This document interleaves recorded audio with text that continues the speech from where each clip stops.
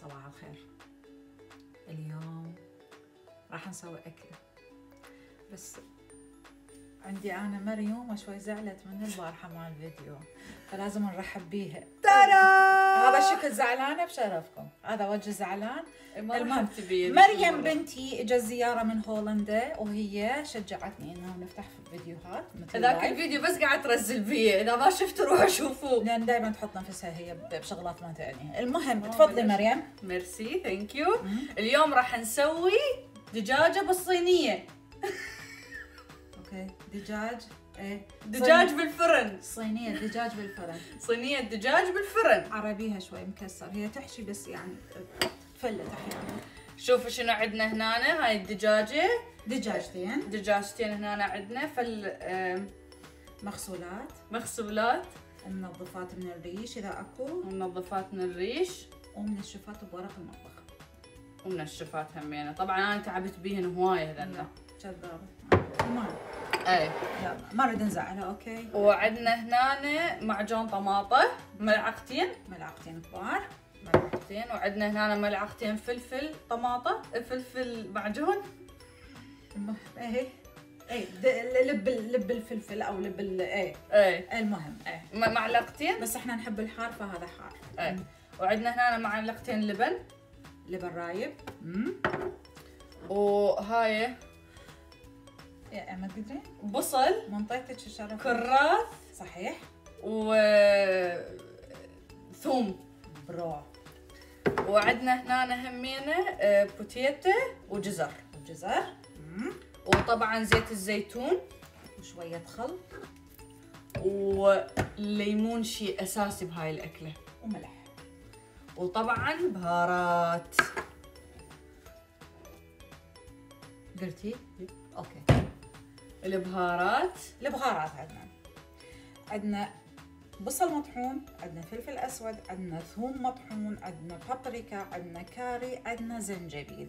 هاي البهارات راح تدخل بخلطه او الصوص. العفو انا كان وجهي من النار، هسه وجهي جنان. اوكي.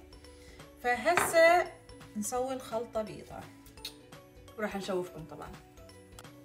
هسه راح نبي نخلط كل المواد الطاسه. راح نسوي صوص للدجاج، الصلصه مالتها يعني، او الصوص. اوكي. هاي شنو حطيتي؟ هذا دبس الفلفله والفلفل حار. اوكي. معجون طماطه. عندنا اللبن، الليمون عصرتها الليمونه كامله، خلي الليمونه همين. بس ليش احس بعد يحتاج الليمون؟ لا ماما راح اخلي خل. عندنا شويه خل هم. وايد صح. اطيب شيء. عندنا زيت زيتون،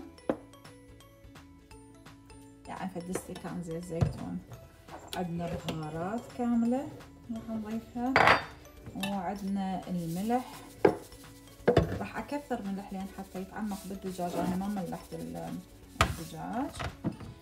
وراح نخلط المواد كلها سوية. اعتقد يحتاج لي شوية مي تخفيف الصوص. انا اخلطها. يلا خلطي ماما. خلي نجيب الدجاج، نشيل الادوات اللي بيستخدمها. نصيحة، الليمون لما تعصروه انا ما اذبه، تدرون وين اخليه بغسالة المواعين او بالجلاية. اولا ريحة الزفرة والزناخة مثل ما تطلع، ثانيا حتى الدهون تذوبها ويا المي الحار، تتفاعل وتتذوب. والله احسن نصيحة ماما اعطتني اياها بحياتي. فانا دائما اخليهن هنا غسلة او غسلتين واشيلهن اذبهن، وكل ما اعصر طبعا ليمون انا دائما وحط الماعين يطلعن ريحتهن طيبة ولمعة بيهن بالضبط. اي تشوفيهن انه عباله كلش نغسلن.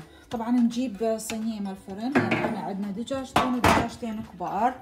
الدجاجات انا قطعتهن، احب اقطعهن من الظهر حتى لما تقعد شكلها حلو هيجي، الصدر الدجاج يطلع حلو. راح رشه خفيفه ملح، والصوص بيه هوايه ملح طبعا، بس رشه خفيفه لان الدجاج دائما يحب الملح، صعوبه يتبلغ بالملح. ليش؟ لان ما مشرحينه يعني حتى يدخل بالهذا، الا لما تتبليه قبل يوم يوم ثاني الطبخ يكون ممتاز. اوكي شوفوا هذا الصوص. طبعا مو خلينا الدجاج، ماما انطينا الخضروات. يس الخضروات راح نخليها نوزعها بالصينية. اوكي. الجزر والبوتيتا تتوزع بالصينية. هسه شنو؟ هسه عندنا عملية صعبة. نخلي الصوص، نخلط كل المواد ونخلط الدجاج بالصوص، يعني يتداخل الصوص بكل فتحة بالدجاجة، وبعدين نغطي ورق الشوي والألمنيوم ونخلي على حرارة فوق وجوا فد 250. لما يستوي فساعة ساعة ونص إلى أن يتنهنه الدجاج عندنا. بعدين نكشفه ونخليه يتحمر الدجاج حتى يكون شكله حلو، ونشوفكم إن شاء الله النتيجة بعدين. وراح أطبخ وياه من أحمر تريد الخانم وأبيض. وهاي الدجاجة بعد ما لغمطناها وحطينا لها كل الصوص كل الخضروات، وطبعا حطينا خضروات جوا الدجاجة. هسه شنو نستستيق راح تصير احط البوكلوت بابر، شنو ورق الشوي، الورق الشوي احطها فوقها حتى لا تلصق بالورق الألمنيوم يعني. وبعدين الألمنيوم وراها نحط الألمنيوم، وبعدين تفوت للفرن وتنشوي على مود تجهز.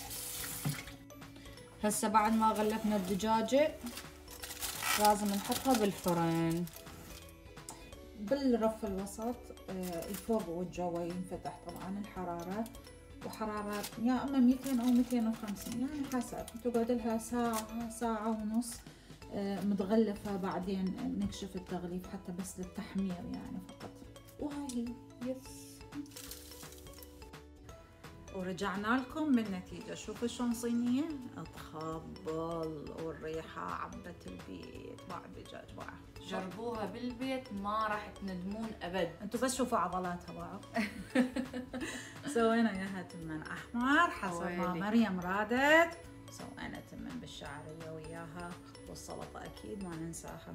وهاي النتيجة، وكتبوا لي شنو رأيكم، ومع السلامة مع مطبخ هند.